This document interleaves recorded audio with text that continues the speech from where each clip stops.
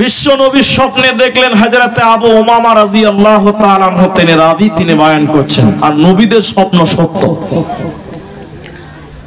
দুটি ফেরেশতা নবীজির কাছে এসে বললেন, নবী স্বপ্নে দেখছেন, চলুন চলুন ওই যে বিশাল উঁচু উঁচু পাহাড়, বিশাল জায়গা, ওই দিকে চলুন, মানে জাহান্নামের দিকে চলুন। তা আল্লাহর নবী বললেন, এত উঁচু জায়গাতে আমি যেতে পারবো না, এত উঁচু জায়গাতে আমার যাওয়ার সামর্থ্য নাই, ক্ষমতা নাই, আমি যেতে পারবো না। তারা দুইজন ফেরেশতা বলেছিলেন, ইয়া রাসূলুল্লাহ, আমরা আছি যাওয়ার ব্যাপারে আপনাকে আমরা হেল্প করব, সহযোগিতা করব, যাওয়ার ব্যাপারে আপনি কোন রকম চিন্তা করবেন না, আপনি চলুন। নবীজি যেতে লাগলেন, দুটি ফেরেশতা নবীজিকে নিয়ে যেতে লাগলো।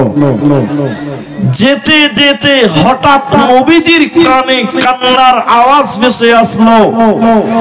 কারা যেন আর্তনাদ করছে, কান্নাকাটি করছে, বিকট আওয়াজ করছে, বাঁচাও বাঁচাও বলে আর্তনাদ করছে। নবীজি কান্নার আওয়াজটা শুনে থাকতে না পেরে জিবরাইলকে বললেন, জিবরাইল, মান হাউলাই, এরা কারা? কেন তারা কান্নাকাটি করে, কেন তারা আর্তনাদ করে, বিকট আওয়াজ করে কেন? জিবরাইল বললেন, ইয়া রাসূলুল্লাহ, আপনি আরো আগে চলুন, আপনাকে জানানো হবে। নবীজি বললেন, আমি আরো আগে যেতে লাগলাম। যেতে যেতে কিছু মানুষকে দেখতে পেলাম জাহান্নামের ভিতরে। ওদের পাগুলোকে আকাশের দিকে বাঁধা আছে, আর তাদের মাথা মুখমণ্ডল যেন জমিনের দিকে রয়েছে। ওদের পাগুলোকে আকাশের দিকে বেঁধে রেখেছে, তাদের মাথাগুলো মাটির দিকে ঝুলছে। এরকম উল্টো করে থাকার কারণে তাদের মুখগুলো চিড়ে চিড়ে যেন রক্ত বার হয়। এইরকম উল্টো করে টাঙিয়ে রাখার কারণে তাদের মুখগুলো ফেটে ফেটে যেন টসটস করে রক্ত পড়ছে। নবীজি বললেন, আমি থাকতে না পেরে বললাম, জিবরাইল আমিন, তুমি বলো এরা কারা? কিসের কারণে আল্লাহ জাহান্নামে তাদেরকে উল্টো করে রেখেছে তুমি বলো? কেন তাদের পাগুলোকে মাটির দিকে রেখেছে, আর মাথাটা কেন তাদের পাগুলো আকাশের দিকে, আর তাদের মাথা মুখমণ্ডল কেন জমিনের দিকে রেখেছে বলো? জিবরাইল রে, এদের অপরাধ কি তুমি বলে দাও, এদের কারণটা কি তুমি বলো? জিবরাইল আমিন বলেন, ইয়া রাসূলুল্লাহ, দয়ার নবী গো, আপনি শুনিলেন এরা কারা? আল্লাহর ওই সমস্ত নাফরমান বান্দা বান্দীরা, ওই সমস্ত পাপিষ্ঠ গুনাহগার বান্দা বান্দীরা, যারা রমজান মাস পেয়েছিল, সিয়ামের মাস পেয়েছিল, রোজার মাসে দিনের বেলায় যারা ইফতারের আগে ইফতার করেছিল, রমজান মাসে দিনের বেলায় যারা খাবার খেয়েছিল, ফরজ রোজা রাখতো না, ইফতারের আগে যারা খাবার গ্রহণ করেছিল, মানে রোজা ছেড়ে দিয়েছিল, ওই সমস্ত বেরোজাদারের দলেরা ওদেরকে টেনে হিচড়ে জাহান্নামে ভরা হবে, ওদের জাহান্নামে উল্টো করে টাঙিয়ে রাখা হবে। ওদের পা থাকবে আকাশের দিকে, মাথা থাকবে জমিনের দিকে, আর তাদের মুখগুলো চুইয়ে চুইয়ে রক্ত পড়বে, ফেটে ফেটে রক্ত পড়বে। এরা জান্নাতে যাবে না, পাবে না।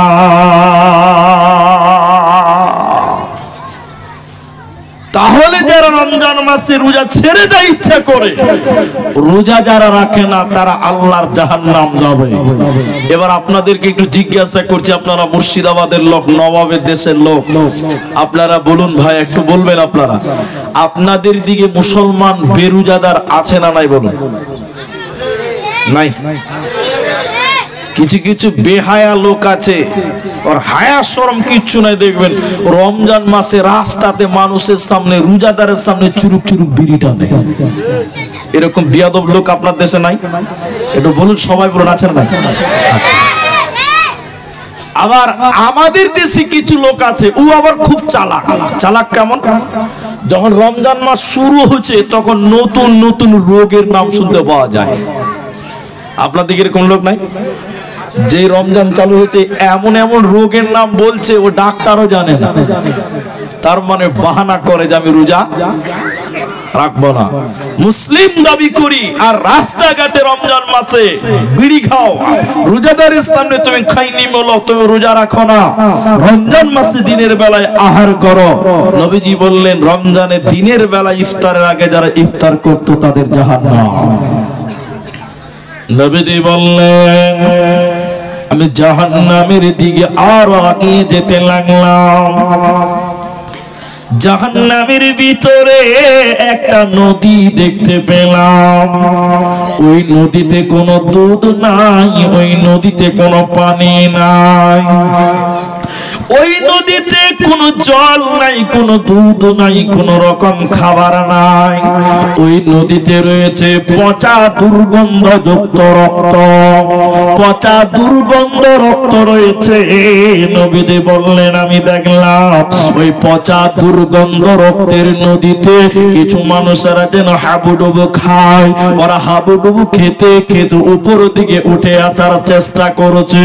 পচা রক্তের নদী থেকে তারা বেরিয়ে আসার চেষ্টা করছে। উপর দিক থেকে পাথর মেরে আবার তাদের রক্তের নদীতে নামিয়ে দেওয়া হবে। এই রকম দুর্গন্ধ পচা রক্তের নদীতে তাদের ডুবিয়ে রাখা হয়েছে। এরা যেন পচা রক্তের নদীতে সাঁতার কাটছে, এদের দুরবস্থা। বিশ্বনবী বললেন জিবরাইল রে তুমি বলো এরা কারা? কেন তাদেরকে জাহান্নামে পচা রক্তের নদীতে চুবানো হয়েছে? তুমি বলো এদের অপরাধটা কি জিবরাইল তুমি বলে দাও। জিবরাইল আমিন বলেন ইয়া রাসূলুল্লাহ দয়ার নবী গো শুনলেন এরা কারা?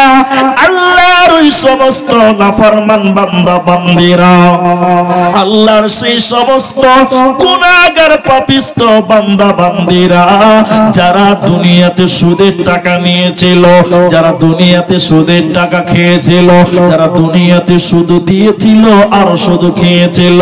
ওই শুধু দেনেওয়ালা আর শুধু খানেওয়ালা, শুধু খানেওয়ালা আর শুধু দেনেওয়ালা উভয়কে আল্লাহ জাহান্নামে দেবে। জাহান্নামে পচা রক্তের নদীতে চুবিয়ে রাখবে। এরা জান্নাতে যাবে না, পাবে না, পাবে না। যদি কোরআন হাদিস না মানি জীবনে কি হবে গো মৃত্যুর পরে? যদি কোরআন হাদিস না মানি জীবনে কি হবে গো মৃত্যুর পরে? চার মাযহাবকে ফরজ জেনেছি, এক মাযহাবে আমল করেছি। কুরআন হাদিসের দিকে দেখিনি তো ফিরে কি হবে গো মৃত্যুর পরে? যদি কোরআন হাদিস না মানি জীবনে কি হবে গো মৃত্যুর পরে? কি হবে গো মোদের জীবনে? অতএব যারা দুনিয়াতে সুদের টাকা দিয়েছিল আর খেয়েছিল, এই শুধু দেনেওয়ালা আর শুধু খানেওয়ালা উভয়কে আল্লাহ জাহান্নামের ভিতরে পচা রক্তের নদীতে চুবিয়ে রাখবে। জান্নাতে পাবে না, হবে না।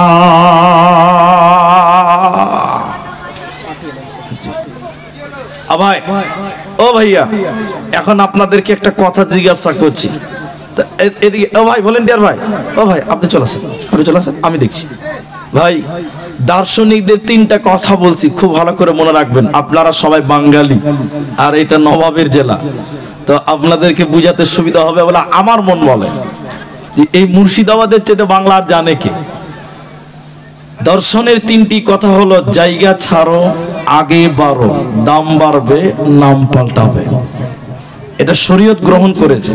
শরীয়ত বলছি তুমি দুনিয়াটা ঘুরে দেখো, আল্লাহর তামাম নিয়ামত। জায়গায় যে ছেড়ে আরেক জায়গায় যান, আপনার দাম বাড়বে। দাম বাড়বে না? আপনি এখান থেকে কলকাতা যাবেন, এখানে জোহরের নামাজ পড়বেন 4 রাকাত ফরজ, আর কলকাতা গেলে আপনার নামাজ হলো 2 রাকাত। দাম বাড়লো কি বললো না? এটা বলুন, আপনারা বলুন। নাম পাল্টাবে। আপনি বাড়িতে ছিলেন তখন আপনি ছিলেন মুকিম, যখন আপনি বাইরে চলে গেলেন তখন হয়ে গেলেন মুসাফির। তার নাম পাল্টালো না? তো সেই স্তরে হন না কেন, আপনাদের যেটা বলতেছি একটু করে সবাই আগিয়ে যান ভাই। যার সামনে 1 বিঘত জায়গা আছে ওটা ফাঁকা রাখবেন কেন? ওটা আগিয়ে যান। পরের যে ভাই দাঁড়িয়ে আছে ওকে বসার জায়গা করে দেওয়ার দায়িত্বটা আপনার। ভাই সবাই আগান, একটু করে আগান আল্লাহর রাস্তায়। আপনি 1 বিঘত আগান, বাস আগাতে হবে। একবার সবাই তাকবীর দেন, লিল্লাহি তাকবীর। একটু আগিয়ে যান, সবাই আগান ভাই। আপনাদেরকে পেছনের লোকদেরকে বসতে দিবেন না নাকি বাবা? একটু আগান মহব্বতের সঙ্গে আল্লাহর রাস্তায়। এই ভাই বাবা বসো বসো বসো, সবাই বসো। আপনারা বসে আল্লাহর রাস্তায় বসে, আপনারা বসে যান। কেউ দাঁড়িয়ে থাকবেন আর পেছনে ভাইদের বসার জায়গা করেন। বাচ্চা ছেলেগুলো বসে কথা বলতে বসেন আল্লাহর রাস্তায়। আচ্ছা এইখানে মাঝখানে ঘিরে দিয়েছে, ওটা কি ব্যাপার? ওটা মেয়েদের নাকি? ওভার হয়ে গেছে। আচ্ছা আচ্ছা আচ্ছা, যাই যাই যাই।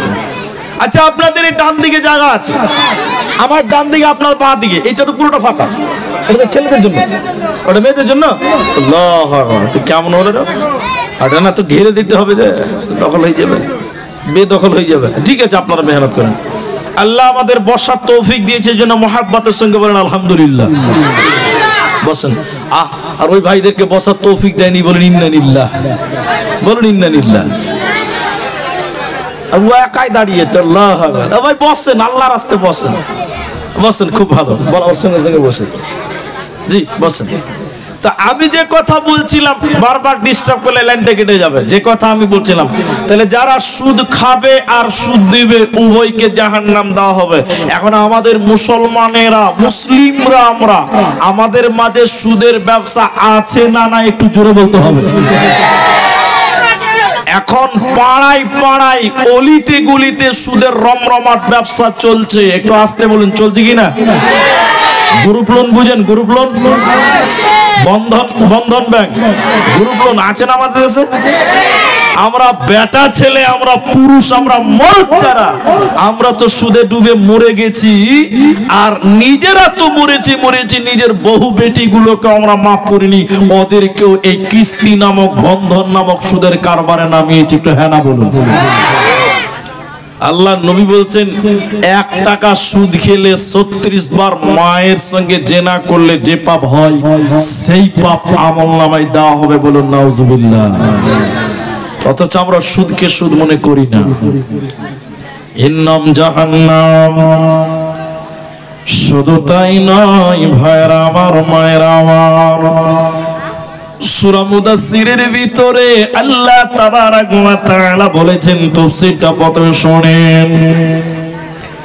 জান্নাতীরা যখন সবাই জান্নাতে চলে যাবে, জাহান্নামীরা যখন জাহান্নাম চলে যাবে, জান্নাতীদের ভিতরে কোন এক জায়গাতে গল্প হবে, আনন্দ করবে, জান্নাতীরা গল্প করতে থাকবেন।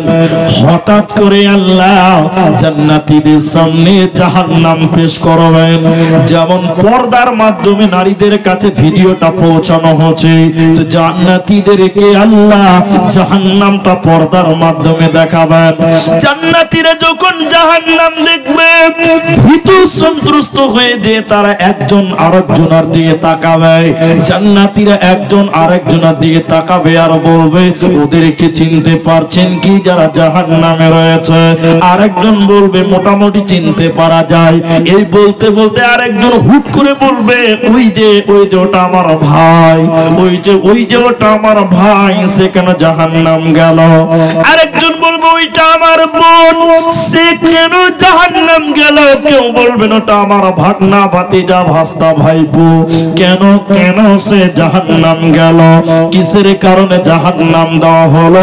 জান্নাতীরা একটাই শুধু কথা তখন বলবে, কেন কেন কেন আমার ভাই বোনগুলোকে জাহান্নাম দেওয়া হলো। কিন্তু এই কেনর উত্তর সেদিন কেউ দিতে পারবে না। এবার জান্নাতীরা জাহান্নামের গেটে একজন ফেরেশতা দাঁড়িয়ে আছে, দারোয়ানের ডিউটি পালন করে। ওই ফেরেশতাটার নাম মালিক। এবার আমরা জান্নাতীরা ওই জাহান্নামের গেটম্যান দারোয়ান ফেরেশতাকে বলবো, মালিক রে তুমি বলো, এইটাই আমার ভাই ওইটাই আমার বোন, কেন জাহান্নাম গেল, কিসের কারণে জাহান্নাম দেওয়া হয়েছে? মালিক ফেরেশতা তুমি বলো, কিসের কারণে তাদের জাহান্নাম দেওয়া হলো? ফেরেশতা তখন বলবে, ও জান্নাতি ভাইরা, ও জান্নাতি ভাইয়ের বোনেরা, তোমরা আমাকে কেন জিজ্ঞাসা করছো? সরাসরি তোমরা তাদেরকে জিজ্ঞাসা করো, কেন তারা জাহান্নাম গেল, তোমরা সরাসরি তাদের জিজ্ঞাসা করো। ওই জায়গা থেকে তা উত্তর দিবে, শুনতে পাবে। কোরআন সূরা মুদাসসিরে বলছে, মুজরিমদের ব্যাপারে যখন প্রশ্ন করা হবে, ইয়াতাসাআলুনা আনিল মুজরিমিন মা সালাকাকুম ফিস সাকার। মুজরিমদেরকে যখন বলা হবে, আমরা জান্নাতীরা যখন বলবো, ও জাহান্নামী বোনেরা, ও জাহান্নামী ভাইরা, তোমরা বলো কেন কেন কেন আল্লাহ তোমাদের জাহান্নাম দিল বলো। জাহান্নামীরা কেঁদে কেঁদে চারখানা কারণ বলবে জাহান্নামে যাওয়ার কারণ। কোরআনে আল্লাহ তুলে দিয়েছেন চারখানা কারণ। জাহান্নামীরা কেঁদে কেঁদে প্রথম নম্বর যে কারণ বলবে, ভাইরা মায়েরা শুনেলেন, ক্বালু লাম নাকু মিনাল মুসাল্লিন, আমরা দুনিয়াতে মুসল্লি ছিলাম না, আমরা দুনিয়াতে নামাজ কায়েম করিনি, আমরা দুনিয়াতে মুসল্লি ছিলাম না। বেনামাজি জীবন গড়ার কারণে আল্লাহ জাহান্নাম দিল। অতএব যারা নামাজ পড়বে না, ও কোনোদিন জান্নাতে যাবে না, পাবে না, পাবে না। এজন্য জাহান্নামীরা জাহান্নাম যাওয়ার প্রথম কারণ তারা বলবে, ক্বালু লাম নাকু মিনাল মুসাল্লিন, আমরা দুনিয়াতে মুসল্লি ছিলাম না, নামাজ পড়তাম না, এইজন্য মুসলমান নামাজি হয়ে যাও, বেনামাজি জান্নাতি হতে পারে না।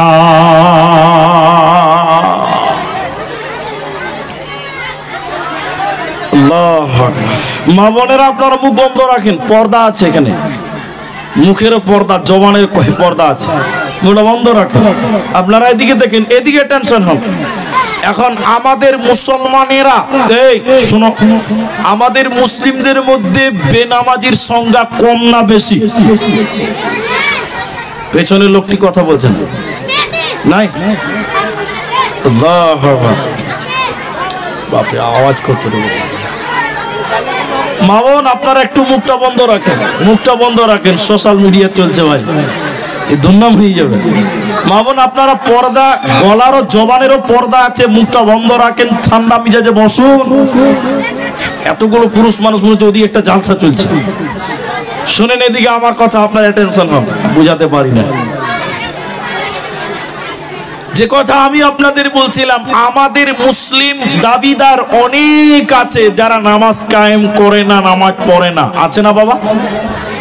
একজন আমাকে টেলিফোন করছে, এদিকে দেখেন, হুজুর বেনামাজির জানাজা পড়া যাবে কি যাবে না, উত্তরটা দেন। আপনার দিকে প্রশ্ন নাই? এই প্রশ্ন আপনার দিকে করে না? ভালো, অনেকে বলছে করে, অনেকে বলছে করে না। তো আমি আপনাকে এই প্রশ্নের উত্তর দিব বলে বলিনি। তবে আমি বললাম এই প্রশ্ন আমি সরাসরি হাদিস থেকে দিতে পারবো না, তবে হ্যাঁ বড় বড় বিদ্বানদের ফতোয়া আপনাকে তুলতে পারবো। যেমন ইমামদের মধ্যে ইমাম আবু হানিফা, ইমাম শাফিঈ, ইমাম মালিক, ইনাদের ফতোয়া আপনাকে শোনাতে পারবো, তবে আমি সরাসরি হাদিস দিতে পারবো না। তখন আমাকে বলছে আপনি বক্তা, কেন হাদিস দিতে পারবেন না, যে বেনামাজির জানাজা পড়া যাবে কি যাবে না? আমি বললাম এই ব্যাপারে সরাসরি কোনো হাদিস নাই। বলে কেন নাই? তখন আমি বললাম রাসূলের জামানায় একটা মুসলমান বেনামাজি ছিল এরকম কোন প্রমাণ আপনারা বলুন। নবীর জামানায় একটা মুসলমান বেনামাজি ছিল এরকম আছে? আপনারা বলতে পারবেন? পারবেন? পারবেন না। আরে মুসলমান তো দূরের কথা, রাসূলের জামানায় মুনাফিকেরাও নামাজ কায়েম করত। জি স্যার, মুনাফিকেরা নামাজ পড়তো না?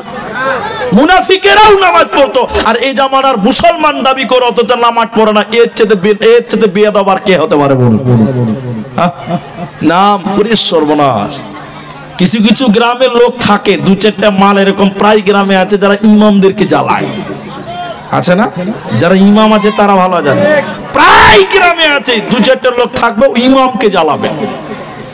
একটা লোক নামাজ পড়ে না, খুব বদমাস লোক, মুলবিকে জ্বালাইছে। মুলবিকে যে বলছে, মুলি সাহেব আমার চেয়ে ভালো লোক আর গ্রামে কে আছে? তো মুলবি মনে মনে বলছে তোর সাথে শয়তান আবার কে আছে? হ্যাঁ, তুই তো নামাজ পড়িস না রে। নিজেকে বড়াই করে বলছে মুলি সাহেব আমার চেয়ে ভালো কে আছে? বলে কেন আপনি এত ভালো কেন? বলছে মুলি সাহেব জীবনে কোনোদিন মেয়েদের দিকে তাকাই না, কোনোদিন ওজনে কম দেই না, কোনোদিন মিথ্যা কথা বলি না, কাউকে গালি দিইনি, জমিরাইল কাটিনি, কোনোদিন অন্যায় করি নাই, এতিম মিসকিন মাদ্রাসা মসজিদ সবাইকে ভালোবাসি, আমার চেয়ে ভালো আবার কে আছে? খালি মুলি সাহেব নামাজটা পড়তে পারি না, তা আমার কি ইমান কম আছে? তো মুলবি তখন কইছে শালা মাথা কোথা ঢুকবো বা, হ্যাঁ ও নামাজ পড়ে না বলছে আমার ইমান কম আছে। তখন মুলি সাহেব চিন্তা ভাবনা করে বলছে রে বাবা আমি হিসাব করে দেখতে পেয়েছি তোমার ইমানই নাই, আবার কম বেশি কি মাপামাপি করছো? একটু হ্যাঁ না বলুন, যে নামাজ পড়ে না ওর ইমান আছে? একটু জোরে বলুন আছে? তুমি যদি চিল্লিয়ে মারা যাও তাও তোমার ইমান থাকলো না যদি তুমি নামাজ না পড়ো, ঠিক কিনা বলুন? তোমাকে ইমান দাবি করতে গেলে তোমাকে নামাজ কায়েম করতে হবে, সালাত আদায় করতে হবে। এজন্য জাহান্নামীরা প্রথম কারণ বলবে আমরা নামাজ কায়েম করতাম না। বড় দুঃখ লাগে। আর একটা কথা বলে আপনাকে দ্বিতীয় জাহান্নাম যাওয়ার কারণটা বলছি। কথাটা কি? এই গ্রামের ইমাম সাহেবকে দাঁড় করালাম, এই গ্রাম এই নসিপুর গ্রামের জুমা মসজিদের ইমাম সাহেবকে বললাম ইমাম সাহেব ভাই ইমাম সাহেব গ্রামে মুসলমান পুরুষ মানুষের সংখ্যা কত? ইমাম সাহেব বলছে জি ভাই 5000 মুসলিম পুরুষ আছে। আপনারা একবার বলুন ক হাজার? 5000। এখন আমি বললাম ফজরের সময় কটা মসজিদা আছে? উত্তর কি দেবে? 5টা। কটা বলুন? আর মুসলমান কটা? 5000। এবার বুঝাবার জন্য এই কথাগুলো বলছি। রাসূলের একটা সাহাবীকে তুলে ধরেন, এই রাসূলের একটা সাহাবীকে সম্মানের সহিত তাকে বলেন ভাই আপনারা মুসলমান কটা? তো সাহাবী বলছেন, বুঝাবার জন্য বলছেন, সাহাবী বলছেন আমরা মুসলমান মাত্র 500টা। একবার বলুন কটা? ওই সাহাবীকে যদি আবার জিজ্ঞাসা করা হয় নামাজি কটা, উত্তর কি দিবে? 500টা। এত আসতে বলছেন, নামাজি কটা? মুসলমান কটা? আর আমাদের সমাজে মুসলমান কটা বললাম? নামাজি কটা? 5টা। মাত্র 5টা। হচ্ছে না? আরে দাড়ি রাখলেই যদি মুসলমান হতো তাহলে নরেন্দ্র মোদী সবচেয়ে বড় মুসলমান। এটা হ্যাঁ না বলুন? দাড়ি রাখলেই যদি মুসলমান হতো কবি রবীন্দ্রনাথ, রবি ঠাকুর সবচেয়ে বড় মুসলমান হতো। একটু হ্যাঁ না বলুন? আরে নাম দিয়ে কোনোদিন মুসলমান হয় না, চেহারা সুরাত দিয়ে নয়। তোমার ইমান আমল দুইটা একসঙ্গে দরকার, হ্যাঁ কিনা বলুন? আবার আমাদের সমাজে কিছু সাধু সন্ন্যাসী বদমাস আছে, বলছে ওই নামাজ পড়েছে, বলছে পড়লাম। কোথা পড়লি? বলে কাবাতে পড়লাম। ও টাটকা শয়তান। বলছে আমি মারেফাতে আছি এখন, আমি মারেফাতে আছি এখন, শরীয়তে নাই। তোমরা তো শরীয়তের মুলবি, আমরা মারেফাতের, মানে আমরা মনে মনে নামাজ পড়ে নিয়েছি। ছি ছি ছি ছি। অনেকটি কথা বললাম। জাহান্নামীরা জাহান্নামে যাওয়ার কারণ 4টা বলবে কোরআন। প্রথম নম্বর বলবে ক্বালু লাম নাকু মিনাল মুসাল্লিন, দুনিয়াতে নামাজ কায়েম করতাম না, এজন্য তওবা করে নাও, নামাজ ধরে নাও, না হলে কিন্তু এটাই জাহান্নাম যাওয়ার জন্য যথেষ্ট। দ্বিতীয় নম্বর, জাহান্নামীরা কেঁদে কেঁদে কেঁদে কেঁদে বলবে ওয়ালাম নাকু নুতঈমুল মিসকিন, এতে মিসকিনদেরকে আমরা আহার করাতাম না, গরীব মিসকিনদেরকে খাওয়াতাম না।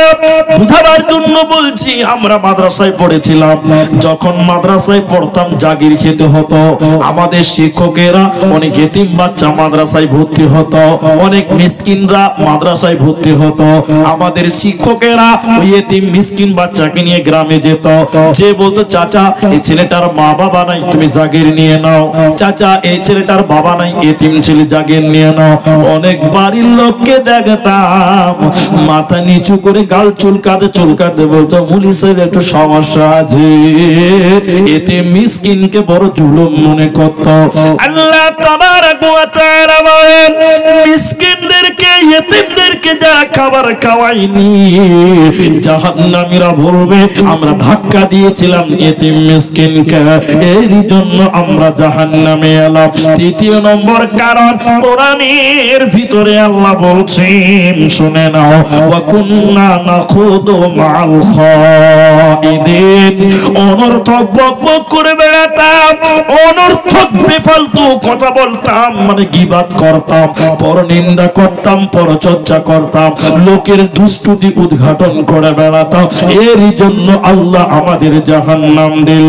চতুর্থ নম্বর কারণ, জাহান্নাম কেন কেন কেন আল্লাহ জাহান্নাম দিবে? কোরআন বলছেন, ওয়া কুন্না নুকাদ্দিবু বিয়াউমিদ্দিন, জাহান্নামীরা বলবে আল্লাহ আমরা কিয়ামতের দিনকে মিথ্যা মনে করেছিলাম, পরকালকে মিথ্যা মনে করেছিলাম, আল্লাহর সামনে দাঁড়াতে হবে অস্বীকার করেছিলাম, বলেছিলাম মরার পর কোনো কিছুই নাই, এই দুনিয়াতে আনন্দ ফুর্তি করে নাও, মরে গেলে দুনিয়া শেষ।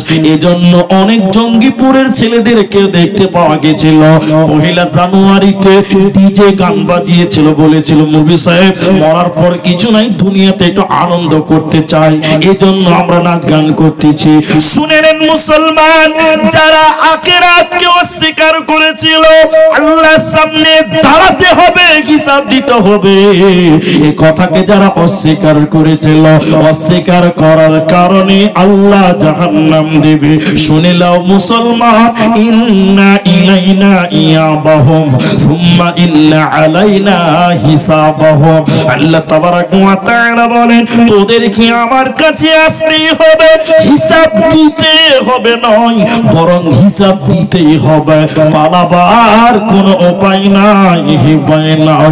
অতএব আখিরাতকে যারা মিথ্যা মনে করবে, এই মিথ্যা মনে করার কারণে আল্লাহ জাহান্নাম দেবে, কোনো উপায় রবে না।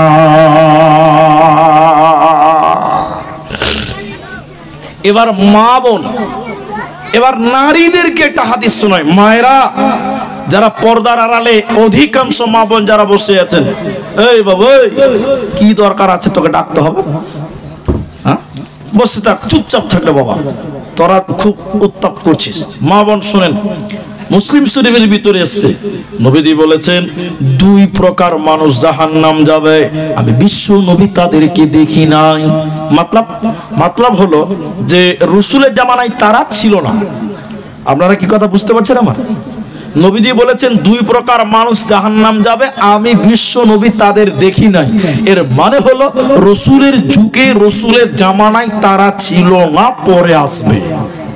দুই প্রকার, এক, তার একটা বলছি, দ্বিতীয়টা প্রথম বলি। নিসাউন কাসিয়াতুন আরিয়াতুন মুমিলাতুন মাইলাতুন, নবীজি বললেন কিছু মহিলা এমন আসবে যারা কাপড় পরবে এরপরও তারা উলঙ্গ, যারা পোশাক পিনবে এরপরও তারা নগ্ন, কাপড় পরার পর যেই নারীরা উলঙ্গ, ওই নারীদেরকে আল্লাহ জাহান্নাম দেবে, জান্নাতের ঘ্রাণও আল্লাহ দেবে না। আপনারা জঙ্গিপুর মুসলমান, আপনাদের বলি কাপড় পরার পর উলঙ্গ ওই ডিজাইনের বেটি ছিল আপনাদের দেশে নাই? বুঝাই, তাইলে বুঝে নেবা, শিখতে এসছেন যখন। আমাদের দেশের মেয়েরা হাফ হাতার ব্লাউজ পরে, আপনার দেশে পড়ে না? তো হাফ হাতার ব্লাউজ পরে কোন মেয়ে যদি 12 হাতের শাড়ি কাপড় পরে, 11-12 হাতের, তাহলে ওই মেয়েটার প্যাট পিঠ দুটোই দেখতে পাওয়া যাবে। একটু হ্যাঁ না বলুন, আমি ঠিক বললাম তো? এখন হাফ হাতারের বাজার চলছে, ফুল হাতা ব্লাউজ পাওয়া জি, যদি আমরা টাকা দিয়ে কিনতে যেছি তাও পাই না, যদিও পাওয়া যেছে পিঠটা সালা দর্জি গোটায় চাঁদের মতন কেটে রেখে দিয়েছে। এটা হ্যাঁ না বলুন? গোটা পিঠটা কাটা, পিঠে শুধু একটা ফিতা ঝুলছে, আর ছেলেরা খালি দেখছে আর মজা পাচ্ছে। ছি ছি ছি, থু থু, লজ্জা শরম নাই? তোমার বেটিকে দেখে পরের ছেলেরা আনন্দ করে, আর তোমার শরীরে কোনো কিছুই নাই, কোনো রক্ত নাই, পুজ আছে সব। ছি ছি ছি, হায় আর শরম বিক্রি করে গেছে। তো যে কথা আমি বলছি, হাফ হাতার ব্লাউজ পরে কোনো মেয়ে যদি শাড়ি কাপড় পরে জঙ্গিপুরের বাজারে যায়, গোটা বাজারের লোক তার প্যাট এবং পিঠ দেখতে পাবে কি পাবে না? পাবে। তা আল্লাহ নবী বলছেন এগুলো ঢাকতে হবে, আল্লাহ বলেছেন। তাহলে যে মেয়ে শাড়ি পরলো, ব্লাউজ পরলো, এরপর পিঠ প্যান্ট দেখতে পাওয়া গেল, তাহলে আল্লাহ রসুল বলেছেন কাপড় পরার পর উলঙ্গ। এই মেয়েটা উলঙ্গ হয়েছে কি হয়নি বলুন একবার? বেশা। এই হাদিসটা বলেছিলাম দক্ষিণ দিনাজপুর বালুরঘাট পতিরাম। এই হাদিসটা যখন বললাম, কয়েকটা বেটি ছেলে মেয়ে ছেলে তারা বলছে হুজুর আজ থেকে আমরা আর এই শাড়ি কাপড় পরবো না। আমি হারাম বলিনি, বলছে আমি শাড়ি কাপড় পরবো না মৌলভী সাহেব, আমরা আজ থেকে ম্যাক্সি পরবো, নাইটি পরবো, যেন আমার প্যান্ট আর পিঠ দেখতে না পাওয়া। আপনারা ম্যাক্সি নাইটি বুঝেন দুটোই? তা আমি বললাম ঠিক আছে তোমরা নাইটি পরো, ম্যাক্সি পরো, অন্তত পিঠ প্যান্ট হেফাজতে থাকবো। আমার কথা শুনে গ্রামের 75% মেয়েরা তারা ম্যাক্সি পরছে, নাইটি পরছে। পরের বছর ওই গ্রামে মসজিদের জালসা, মসজিদের ইমাম হাফেজ সাহেব ও আমাকে এসে বলছে হুজুর আপনার কথা শুনে আমাদের গ্রামের অধিকাংশ মেয়েরা ম্যাক্সি পরে, নাইটি পরে, খুব ভালো, কিন্তু দুঃখ লাগে কি জানেন, আমাদের যে মেয়েরা নাইটি আর ম্যাক্সি পরে ওই মেয়েরা মাথায় ওড়না দেয় না। কোনো লাভ হবে? হ্যাঁ, প্যান্ট ঢেকেছে, পিঠ ঢেকেছে, পা ঢেকেছে, মাথা যদি ছাতা হয় তো কেমন হবে? নবীজি বললেন কাপড় পরবে উলঙ্গ।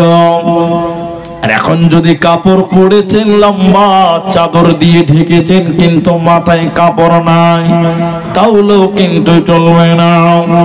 বিশ্বনবী জাহান্নামীদের নারীদের দ্বিতীয় ডেফিনেশন বর্ণনা করছেন এরকম করে, ওই মেয়েরা কেমন হবে বলে উটের পিঠের উপরে কুচ থাকে উঁচা। আপনারা কুচ বুঝেন তো? কি বলেন, কুচি না কুচ? কুচ, উটের পিঠের উপরে। অনেকে আবার বলে ওটা নাকি কবর, আপনাদেরকে বলে? বলে না, যা ভালো আছে। সেদিন বলছে ওটা কবর, বলছে দুনিয়াতে জায়গা ছিল না, তোর খালু মরে ছিল, ওখানে কবর দিয়েছিস নাকি? হ্যাঁ, উটের পিঠের উপরে কুচ থাকে। বিশ্বনবী বলেন